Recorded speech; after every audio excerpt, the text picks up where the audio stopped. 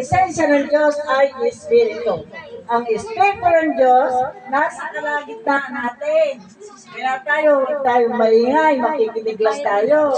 Hallelujah. Yung presence ng Lord, narito. Tinitingnan yung mga puso nyo, tinitingnan kayo, at hindi nyo na mamalaya pagdating ng araw, nagpatuloy kayo. Hindi nyo na mamalaya na may pinagbago na po ng buhay nyo. Magbabago ang isipan at magbabago sa kapitalisyan at sa kapitalisyan. Amen. Ngayon naman po ay malapit na Pasko, di ba? Iyan. Sa Lunes, Nakikita yung cellphone. bakit ba natin pinagdidiwang yung Pasko? At bakit ba may Pasko? Meron ba makakasagot sa mga bata? Kahit sa matanda, bakit nagdidiwang yung Pasko? Ano ba pinanganak si Jesus? Sige, pag-aaralan po natin kung bakit ngayon ang Pasko.